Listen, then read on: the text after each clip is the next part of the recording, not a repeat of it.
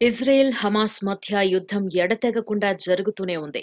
Hamas ని ఏరివేయడమే లక్ష్యంగా భీకర దాడులు కొనసాగిస్తూనే ఉంది.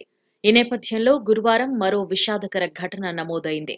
గాజాలో పాఠశాల నిర్వహిస్తున్న ఓ షెల్టర్ పై ఇజ్రాయెల్ బలగాలు బాంబు దాడులు జరిపాయి.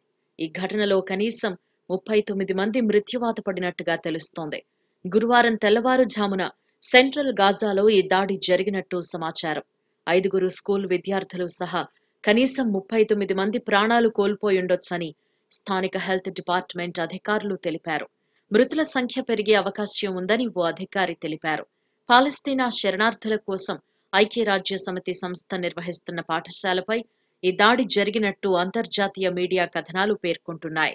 కాగా ఈ దాడికి సంబంధించిన వీడియో, ఫోటోలు సోషల్ మీడియా వేదికగా వైరల్ గా మారాయి. ఈ దృశ్యాలు సీసీ కెమెరాలో రికార్డు కాగా వాటి ఆధారంగా దర్యాప్తును ప్రారంభించారు పోలీసులు. మరోవైపు హమాస్ మిలిటెంట్ల స్థావరాలు ఉన్న గాజాపై ఇజ్రాయెల్ మరోసారి వైమానిక దాడులతో దారుణం జరిపింది. ఈ దాడుల్లో 13 మంది బందీలు ప్రాణాలు కోల్పోయారు అని హమాస్ మిలిటరీ ప్రకటించింది. వారిలో ఇజ్రాయిలీలతో పాటు పలు దేశాల పౌరులు కూడా ఉన్నారు అని చెప్పుకొచ్చింది.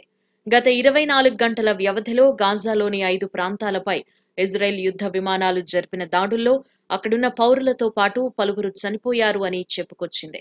ఈ నేపథ్యంలో హమాస్ అదుపులో ఉన్న బందీలను విడుదల చేసేందుకు ఇజ్రాయెల్ గ్రౌండ్ ఆపరేషన్ కు రెడీ అవుతున్నట్టు సమాచారం.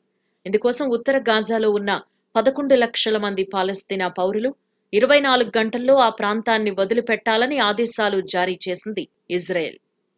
ఇక ఇజ్రాయెల్ హమాస్ మధ్య యుద్ధం రోజురోజుకు పెరిగిపోతూ ఉండడంతో ఇరాన్ ప్రభుత్వం సంచలన ప్రకటన చేసింది.